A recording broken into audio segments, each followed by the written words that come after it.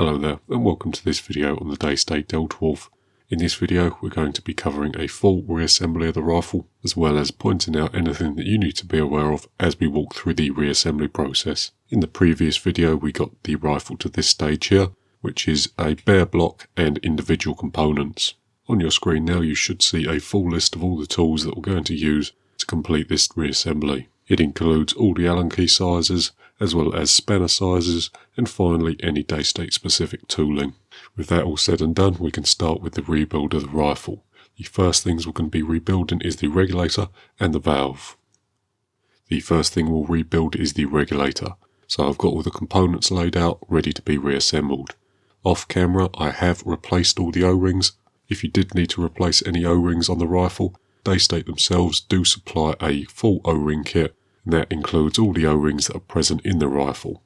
With that said, I will annotate the O-ring sizes on screen now, just in case you want to replace one. With that said, we can move on with the rebuild. The first thing we'll do is restack the Belleville washers. So the Belleville washers are stacked in pairs. The first two are placed cupped downwards, facing the piston, so this way round, cupped this way. The second two are facing the opposite way. And then the last two pairs are alternating. There we have the completed stack there. With that done, we're going to add a small amount of silicone grease to these two O-rings here. And this one at the bottom. And a small amount to this one at the top. With that done, we can put the piston into the base of the regulator, like so. Next, we can drop the small plastic sealing piece, this part here, into the reg body. If you've taken yours out and it has a dimple in it, feel free to flip it onto the other side. So the dimple is just an indentation from the adjuster screw, this little knob in the end, if you can see that there. So if it's dimpled, feel free to flip it. Once we're happy, we can drop it in the end there, make sure it's seated, and then we can refit the adjuster screw. Again, small amount of silicone grease around these two O-rings here. You only need a small amount. We can install the adjuster screw, and for now we'll get it flush using a flat-bladed screwdriver. Next, we'll bring the body of the rifle back and we can get the regulator body installed in the front. First thing we'll do, small amount of silicone grease around these three O-rings here. Next, we can gently push the regulator body into the rifle. And then by using our Daystate regulator tool, we can get that screwed in. If you didn't have access to the regulator removal tool, you could also use a pair of snap ring pliers. With that done, the last thing we'll do is just adjust the adjuster screw until we feel it hit a gentle stop. And then we can back it out quarter of a turn. We will need to readjust the reg pressure at a later date. For now though, we'll put the body to one side and start work on the valve. Here we have the valve components laid out and ready to be reassembled. Like the regulator, I have already stripped the O-rings and replaced them, although again I will annotate the sizes on screen now. With that said, we can begin the reassembly. First thing we'll do is take the valve pin and just add a small amount of silicone grease to this O-ring here. Then we'll gently press it into the front half of the valve, and then add the spring on the back. Next up we'll move to the back half of the valve. Now I have already installed the small O-ring that goes in here, and I did put a small amount of silicone grease on that when we installed it. So we can go ahead and add the spring guide to the top of it. With that done, we can now reassemble the two halves of the valve. So similarly to how we disassembled it, we need to get one side hooked into the snap ring there. Then simply rock the other side over and push it until we hear a nice click. So I'll show you that again. From the other side this time, hook it in one side, then just flip it round. Nice and simple. With the valve reassembled, we can bring back the block and get that installed. First things first, small amount of silicone grease to these 3 O-rings here. And then, whilst aligning the transfer port, this hole here, with the top of the block, so the top of the block here, we can push the valve in nice and gently. The valve itself is keyed, so as we push it in, we need to give it a little wiggle just to make sure it seats in the keyway, and then check it by trying to rotate the valve. The valve shouldn't be able to rotate once we've got it keyed in correctly. Next, we'll add these 2 sealing O-rings here, and as always with the O-rings, small amount of silicone grease on them before they get installed.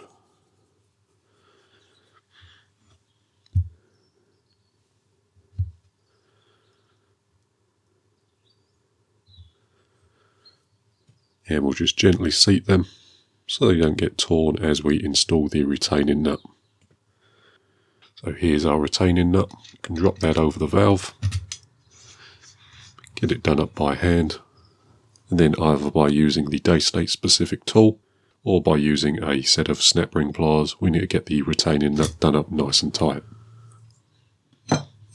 Then we can do that up with a 19mm spanner.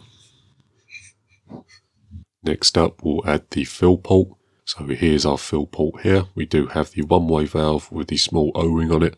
Again, I have replaced the O-ring off camera, and also the Doughty washer on the base here.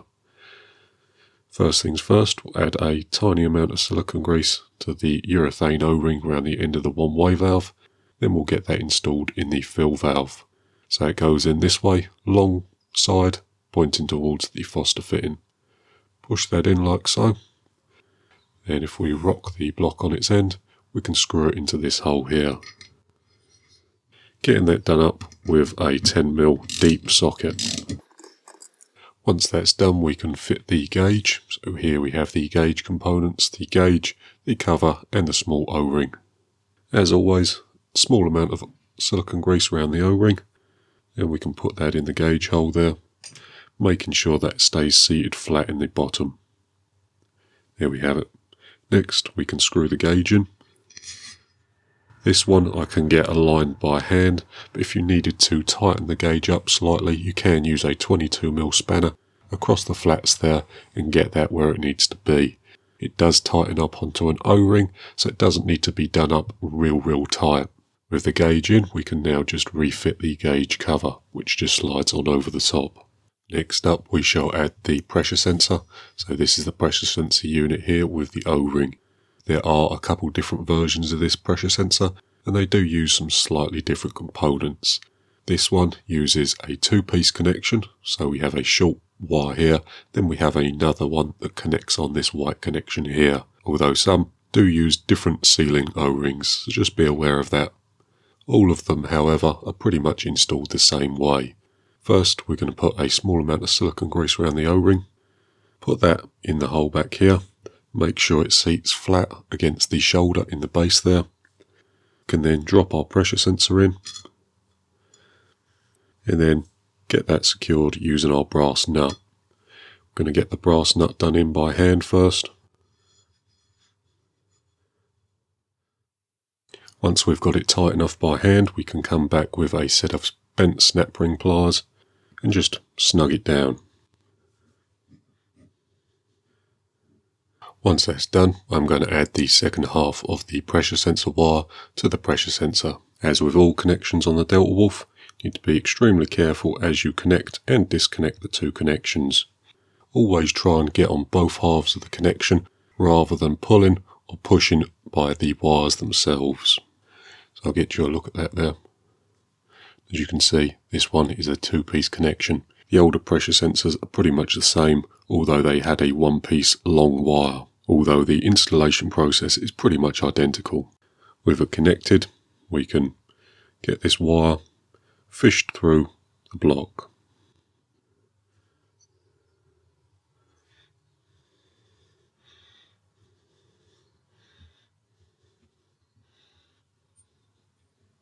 There we have it there. So the pressure sensor wire goes through this hole in the back of the block. As you push it through, just try and gently pull it through from this end, and that will help just guide the cable through nice and smoothly. Next we're going to add the safety bar, this component here, and before that goes in I'm just going to add a tiny amount of moly grease to these two rotors here. Just a tiny amount will do you. And then if we look on the safety bar itself, it has a number of holes or cutouts in it, and those need to be aligned with this side with the hole in it. Push it through from one side, and if we rock it over, we can reattach the other safety blade from this side, doing it up with a 2mm Allen key. The safety lever itself does have a keyway in it, so as you do the screw up, just make sure that the safety lever is keyed in nicely. And there we have it there. The next thing we'll build up is the trigger, so we'll put the block to one side. And here we have the trigger components laid out nicely, ready for reassembly. The first thing we'll put back is the trigger spring and the little brass shoe here. First thing we'll do is just add a tiny amount of moly grease to both the base of the brass trigger shoe and the spring guide portion of it. As we put the spring in, a small amount of grease will be on the spring, so this part here. Then we can put that in the spring housing there. Once that's done, we can take the trigger housing and put the trigger blade into it, lining up this hole here, so this one at the bottom here, and then placing the small pin in it, like so. With that done, we can bring back the trigger circuit board, this part here, put that in the top there, then add the two securing screws. And we can do them up using a Phillips headed screwdriver. Next up, we'll take the safety switch here and get that installed in the back of the trigger unit. This part here. Drop it in the back like so. Add the two screws. And then do that up using a Phillips headed screwdriver. It's easier to get both screws started, then tighten them both up rather than tightening one up at a time, otherwise it can cause the switch to become misaligned. And then we can connect the top mount connection, like that. The top mount connections do have a way round. If we take this one off again, I'll show you very quickly. The connections are cut away so that you can see the connections there. That side goes down.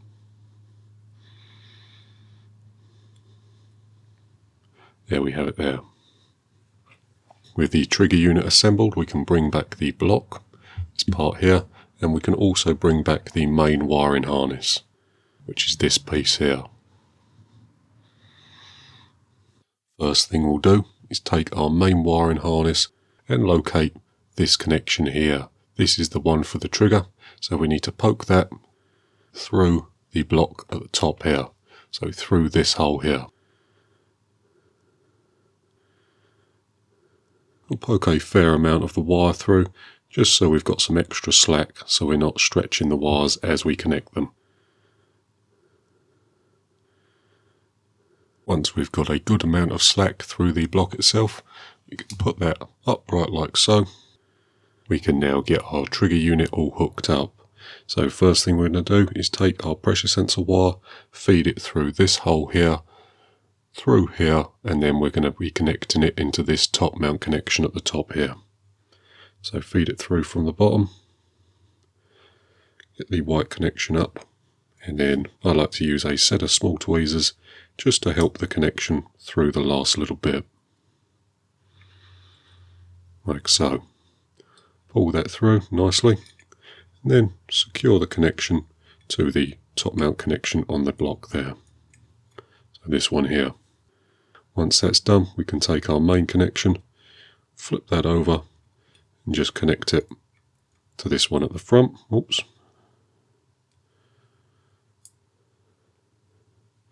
They do tend to lock in place once you've pushed them down enough. There we have it there.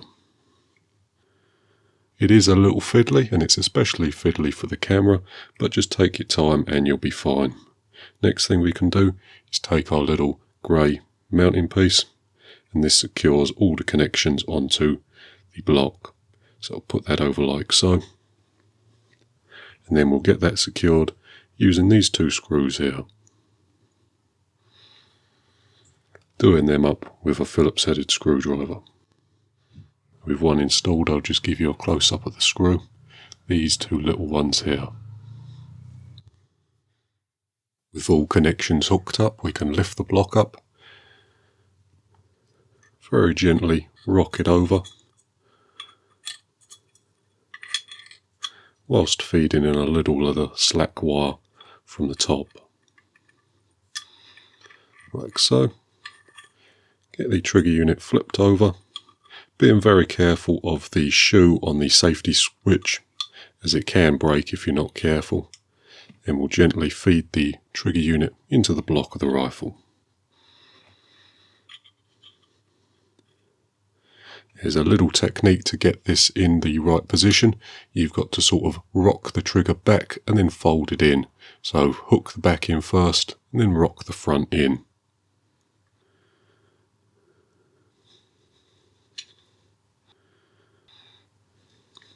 There we have it there. If we look in the sides of the block, we can see the screw holes, and they just need to be aligned nicely. Like so. Then we can take our mounting screws and get these installed. Then we can flip it. Do the same on the other side.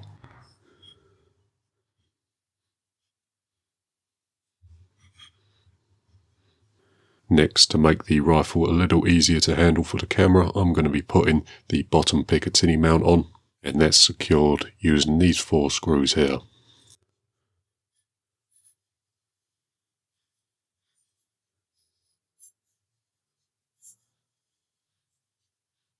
Before you do them up tight, just have a feel of the Picatinny rail and make sure it's not cocked over to one side or anything like that. You want the gap on either side to be nice and even. Once we're happy, we can do them up using a 3mm Allen key. Not forgetting, of course, to add the little magnetic dust cover cap to the bottom. Next thing we'll add is the little Delrin spacer piece here. So this does have a orientation. This long side here goes facing towards the top, and obviously this cutout here is aligned with the wires on the side. So hopefully you can see that. We'll just drop that in there, making sure that the wires follow the channel. With that installed, what I'm going to do next is just add a small amount of moly grease to all the mating surfaces. This will just make sure that they run against each other nice and freely, and that we don't cause any notchiness. You could also use lithium grease for this application. We're also going to be adding a small amount of moly grease to the cock and linkage as well, so this part here. A little bit at the front there. With the moly grease you only need a very, very light smear. A little on the top. A little in here.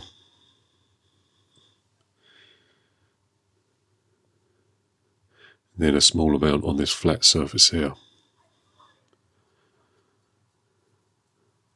Like so. With that done, next thing we'll do is take our cocking sensor and poke the wire here, the connection, through this slot. Like so.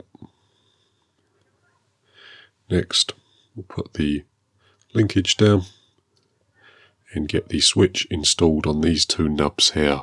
So hopefully the camera will be picking them up, but the switch has 2 holes in it, and them 2 holes align with these nubs here. Like so. Can then put the cocking rail on top. Gently slide that in position. With that done, we can get that secured by using the top aluminium channel, this piece here, and a few securing screws. So you have 2 countersunk screws here, and then 2 small spacers. To keep the spacers put while we mess around with the aluminium channel, I am just going to add a tiny amount of moly grease to the faces to help stick them down. So there's one in the middle of the block here, and there's another at the front here. With the two spacers roughly in place, I'm going to bring back our aluminium channel. So it goes around this way, and we'll feed in the cocking sensor connection through this little slot here, like so. Then drop the aluminium channel onto the two spacers. Next we'll take our two screws, drop them in the holes like so. Get the screws started.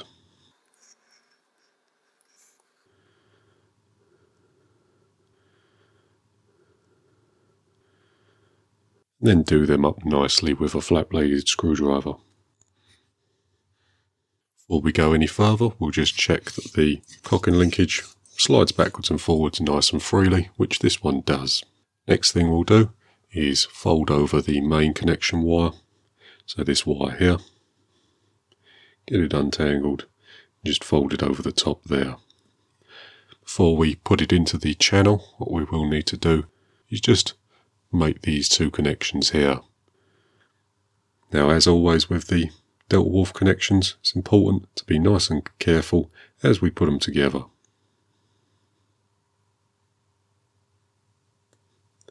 But there they are, like so. Once they're connected, we can feed the two wires into the channel and get them pushed down.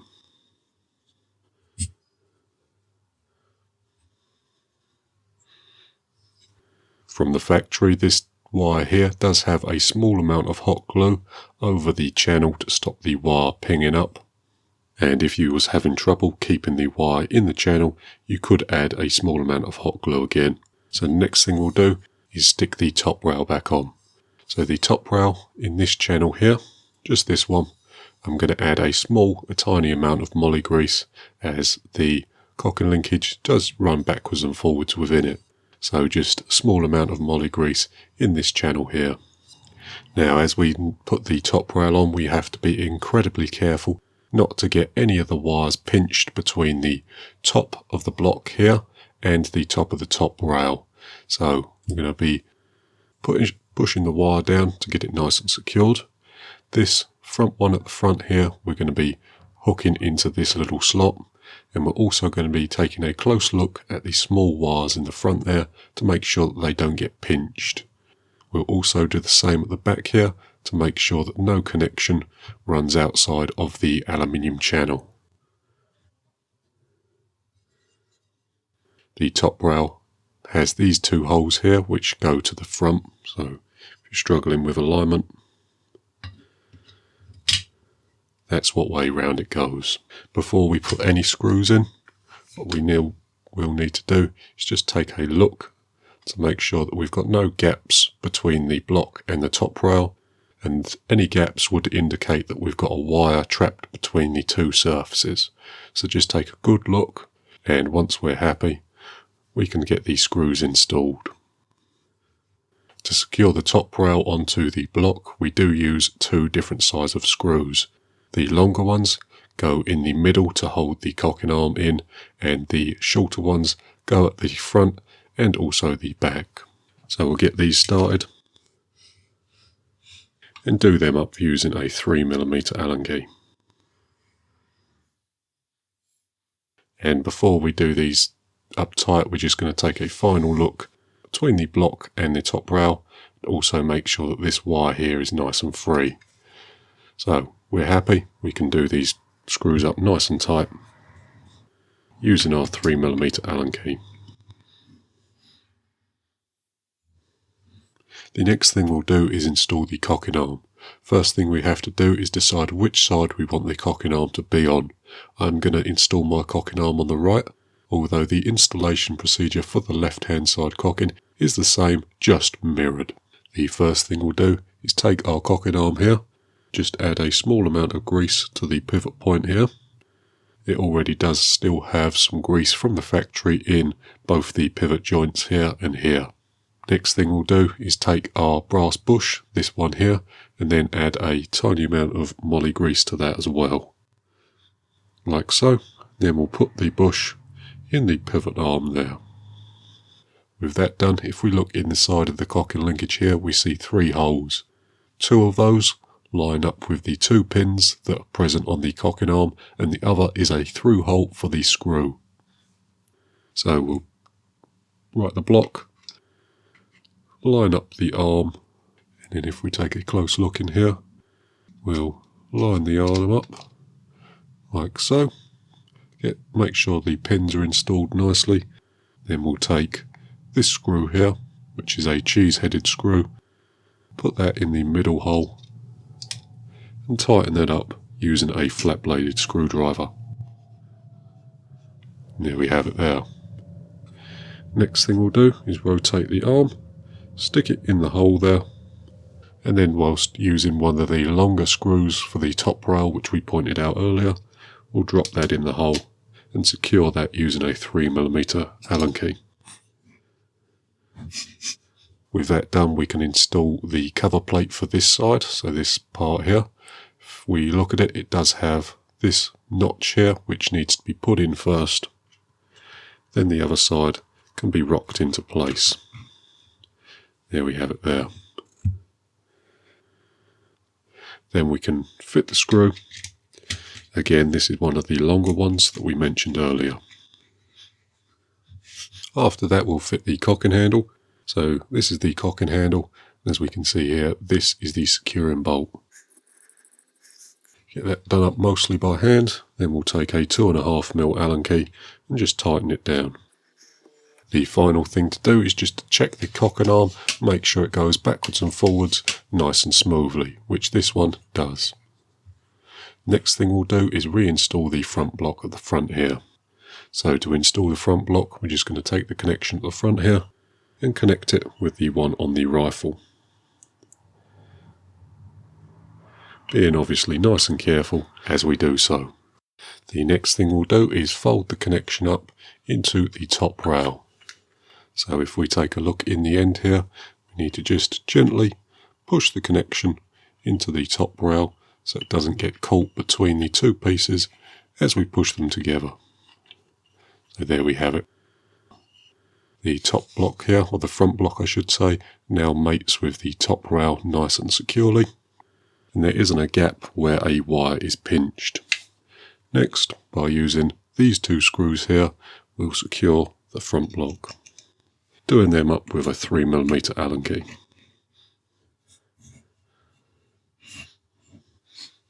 Next thing we're going to do is rebuild the electronic housing on the back of the rifle. So we'll stick the block to one side and start work on the electronic housing. And here we have the electronic housing of the rifle. The first thing we're going to get installed is the board. So this is the board that was on my rifle. It's a slightly older board. The new ones look very slightly different, although the installation procedure is pretty much the same. So the first thing we'll do is get this connection here connected into this one here. Being nice and careful as we put the connection in the housing, then gently pushing it home like so. Next thing we'll do is angle the block in, and whilst hooking the wire over this secondary board here, so if we take a close look at it, you can see that this wire here is hooked over the board. We can angle it in and then very gently nudge the board into position. It shouldn't be difficult to push in there. It does have a slight technique to it, but if you sort of give it a little wiggle, it should fall into position. With that done, the next thing we're going to do is install these 2 spacer rings here. On newer rifles, these 2 spacer rings have been combined into one piece.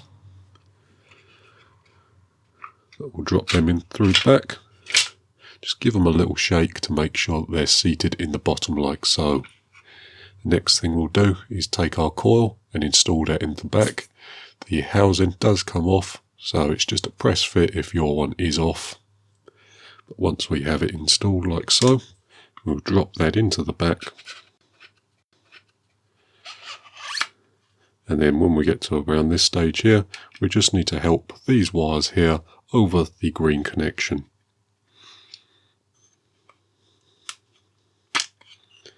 There we have it.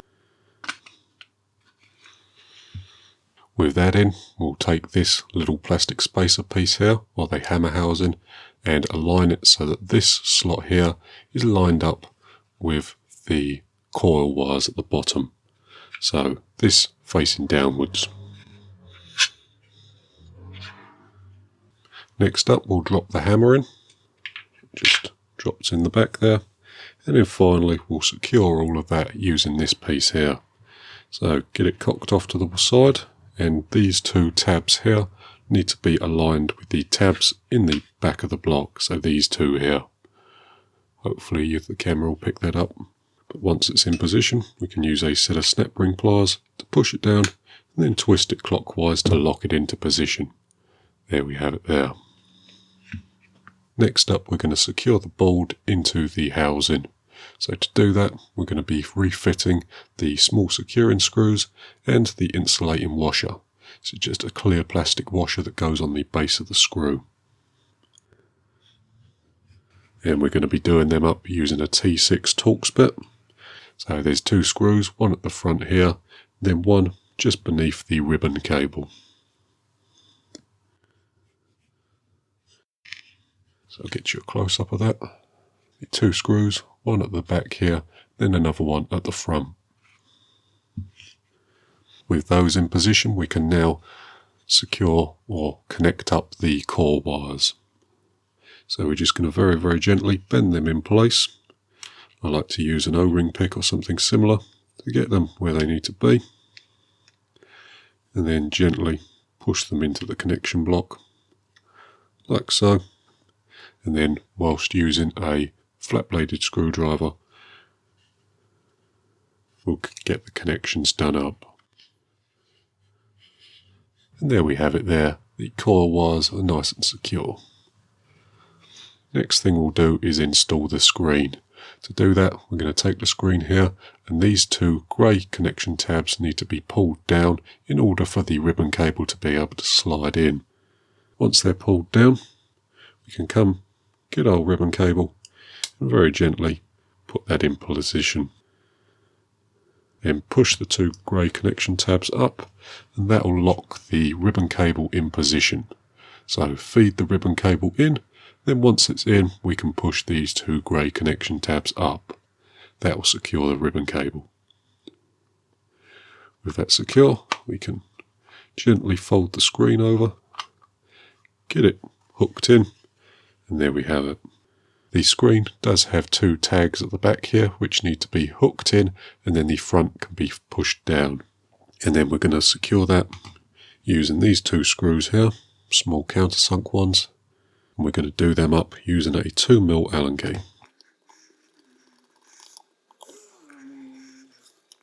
With that done, we're going to reinstall the battery cover latch. The first thing we'll do is reinstall this little spring that simply drops in from the back here. Then if we use a pair of tweezers, we can get that where it needs to be. Next thing we'll do is reinstall the little catch here. The catch does have a way up. If we look at the pointy end here, it has an angled side, and the angled side needs to be aligned with the bottom of the rifle, like so. Put that in there. And then we'll take our screw with the small red spacer ring on it.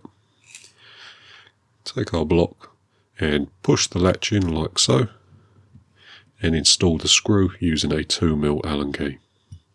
There we have it there.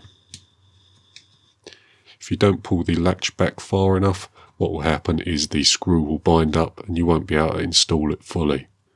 There we have it there. With that done, the last thing we can put back is this little return spring for the hammer, and that just drops in this hole here. Here we have it there. With that done, we can bring back the main block of the rifle and get the electronic housing installed. The first thing we'll do is take a look at the electronic connection at the top here. This needs to be nice and tucked away within the top rail. If it's sitting proud of the top rail, it can get cut off as we put the electronic housing back on. So just be very aware of that as we put these two blocks together.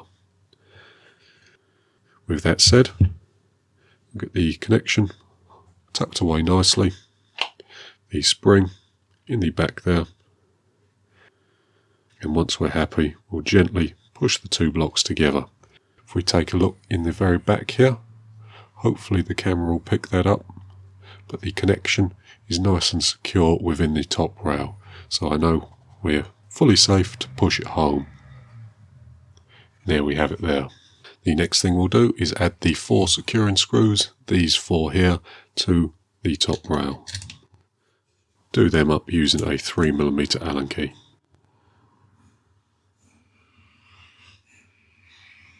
Before they're tightened up, just make sure that the electronic housing or the back block is pushed home, and then we can do these 4 screws up nice and tight. With that done, we'll add this grub screw to the side. It does have a flat bottom, so the flat bottomed grub screw goes in the side here, and we can secure that using a 3mm Allen key. So there it is there. With that done, we'll flip the rifle on its end and connect this connection here. To do that, all we need to do is grip the connection nice and firmly and plug it into this socket here.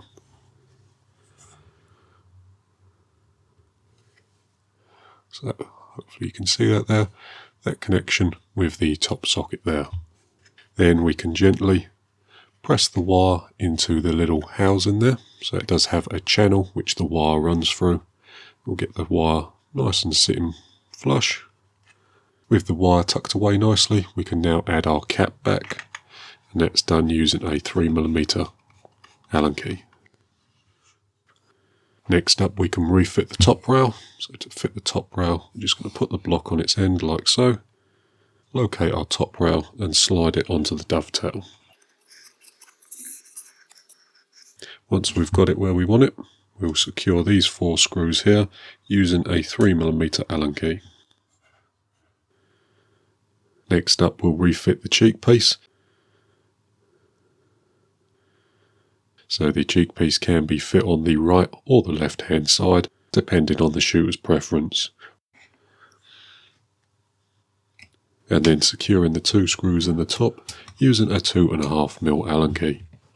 Next up, we're going to be refitting the grip. Before the grip goes on though, we are just going to add a small amount of moly grease to this safety pin here. So this part here, and that is going to drop into this hole in the safety here, like so. At this stage, we're going to flick the safety lever to either fire or safe, it doesn't matter, as long as it's in one of those positions. Next, we're going to take our safety spring, this spring here, add a small amount of moly grease to it, and then take our grip here, install the safety spring into the hole in the grip, then refit the grip. We can then take this screw with the washer on it and fit that into the base of the grip, doing that up with a 5mm Allen key.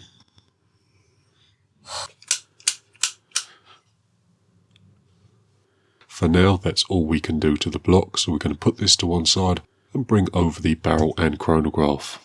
And here we have all the components of the chronograph laid out nicely, ready to be reassembled. Inside the chronograph housing, we already do have the clear plastic tube which runs the length of this section of the unit here. So we've already got that installed. It does have an O-ring, then the clear plastic tube, then another O-ring, then the brass nut at the end. Although we didn't disassemble that in the disassembly video, but that is the composition of that piece there. We do have a number of O-rings here, so we have 3 of this size, 3 of this size, 2 are here, and then 1 is already installed on the back boss of the shroud here. And then we have these 2 O-rings here, which secure the wire to the barrel. If we take a close look at the chronograph bottom there, you see we do have this clear insulating piece of plastic, so just make sure that that's installed before we go ahead and install the circuit board onto the housing. The first thing we'll do though is take these 2 O-rings here and hook them over the chronograph itself. Being nice and careful not to damage anything.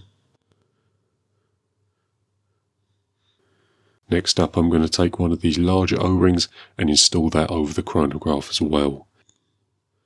The next thing we can do is take the chronograph circuit board and install it onto the housing.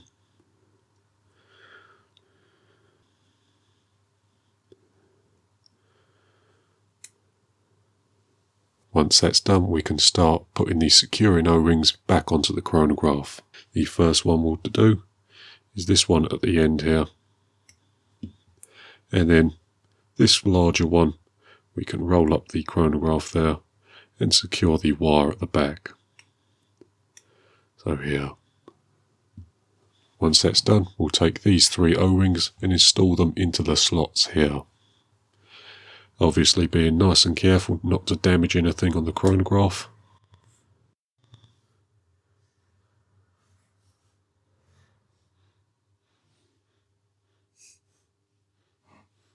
And there we have it there. There are the O-rings nice and installed. These are just securing O-rings, not sealing O-rings, so they don't need any silicone grease on them. They're perfectly fine as they are. The last thing we'll do is just get these 2 O-rings here onto the aluminium housing. As we're doing this, I will say that this is a newer chronograph, and the newer chronographs are coming through with an aluminium housing rather than the older Delrin ones. So if your one looks slightly different, that's the reason why. There we have it there. Next thing we can do is bring back the barrel, slide that through this back boss here, loop some of the coils of the wire over it, and gently screw it into the chronograph housing. As you do this, make sure this back boss here is able to freely rotate so it doesn't get tangled up. Very quickly off camera, what I'm going to do is snug the chronograph housing onto the barrel. To do that, I'm just going to take my blue O-ring pick, put that through one of the holes there, and whilst holding the barrel in the vise with some nice aluminium soft jaws around it, I'm just going to snug the chronograph up lightly. That'll just stop it from coming loose in normal operation. So I'll do that now. With that done, what we can do now is pre-install the 2 securing grub screws for this back boss here. And those 2 grub screws are these 2 here. They're slightly shorter than the other ones, which I used to secure the carbon fibre shroud to the barrel. So we're going to use a 2.5mm Allen key, and in the 2 top holes we're just going to install the 2 grub screws. Going to do them up till they touch the barrel, then back them off 1/4 of a turn, as we will need to adjust the position of this in relation to the block on the front of the rifle. With that done, we can bring back the block of the rifle and then install the barrel. So we'll get the barrel reinstalled nice and carefully, pushing it all the way home. Then if we take a look through the side of the block, we can see whether the barrel is lined up correctly, which our one is. We can see the dimple there in the side of the rifle. So there, we're going to install this grub screw here using a 3mm Allen key. With that done, we'll take a look at the front block here. We'll get our boss lined up with the pogo connections in the very end of the rifle, and then getting it lined up, what we need to do is gently rotate it from side to side until we find the middle point, and then move the boss a hair away from the front block here. So it doesn't want to be touching, but it wants to be very, very close. Once we've got our position right, we can do up them 2 screws there, and that secures the boss onto the barrel. Next thing I'm going to do is gently roll one of these O-rings back to capture the excess wire of the chronograph. And once that's done, we can take our carbon fibre outer shroud, locate these 2 holes, one in either side, align them with the bottom, and then push it over the chronograph gently. Once we get to this stage here, take a good look at it and make sure no wires are getting pinched between the boss and the carbon fibre outer shroud. Once we're happy, we can push that home, then reinstall the grub screws on either side. We'll secure them using a 2.5mm Allen key.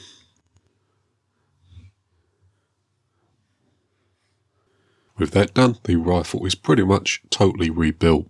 The next thing we're going to do is reconnect the battery, and then we'll reconnect the air supply. So we'll start with the battery first. If we pick the rifle up and stand it on its end, the battery connection goes into this socket here. So hopefully the camera will pick that up there, but we see the batteries reconnected. And if we look on the side, the display has lit up. Now we can just gently fold the battery back in and gently put it in position. Next, we can take our butt piece and reinstall it in the back, like so. Before we connect any air, what I'm going to do is just run through the controls and make sure everything's still working as it should. So, if we flick the safety on and off, the board should light up. If we put the rifle in safe, we shouldn't be able to pull the trigger, even if we cock it. So we know the safety is now working. If we flick it on fire now, and I'll point the rifle in a safe direction, and pull the trigger. So hopefully the microphone will pick that up there, but the hammer is firing still. The next thing we'll try is unlocking the screen. So we'll pull the cocking arm back, put the rifle in safe, and then hold the trigger. And as we can see there, the lock on the display has been removed, and we can scroll through the menu. So there we have it there. So everything's working as it should. If we push the bolt forward, the rifle locks itself and the display goes back to the standard display. So I'm happy that all the functions on the rifle are working. We can now reconnect the air supply and reset the reg. So we'll bring back our bottle and screw that onto the front. Once we feel the bottle start to touch, the next bit is we'll pressurize the rifle. So we need to screw the bottle on nice and quickly. But if we take a look on the side there, we're reading bottle pressure. Around 150 bar, I'd say, so plenty enough to reset the regulator. To reset the reg, what we need to do is flip the rifle up and adjust the reg adjuster screw there using a flat bladed screwdriver. Now this rifle here is a sub 12 rifle, so it doesn't have the adjustable knob that's fitted to the FAC models. So we have to use a flat bladed screwdriver. And if we flick the display on, we're reading 2 bar in the regulator. So change that. As you can see there, 22 bar. We're looking for about 100 bar. We're going to slightly underset the reg, so 98 bar. We'll give the rifle a few dry fires and see where the regulator settles. And as we can see there, the regulator has settled to around 100 bar. So I'm happy with that. The regulator's been set. The last thing we'll do is test the chronograph to make sure that's working. To do that, I'm going to load a pellet into the breech and shoot it into a safe backstop. And as you can see there, the chronograph is working correctly, 782, that's with an 8.44 grain pellet, so we're nice and under the sub 12 limit. With that all being said, the rifle is pretty much fully rebuilt. The last thing that we're going to do is mark the gauge, so mark the gauge with a felt tip or a piece of tape or something similar, and then leave the rifle overnight to check for leaks. The rifle has now been sitting in its box for a couple of days, and I'm happy to say that we've got no leaks. If we take a close look at the gauge on the front there, we see the needle of the gauge is exactly where we marked it with a pen. So we're confident we've got no leaks. And if we take a look at the back display, flick the safety on and off, we see that the display is still reading 100 bar in the regulator. So we know the regulator is nice and stable and the regulator itself isn't creeping. With that done, the reassembly of the rifle is now totally complete. The rifle is now ready to take out into the field and to use. And that's going to about do it for this video. So I hope this video has been useful. Thank you for watching, and we'll see you in the next one.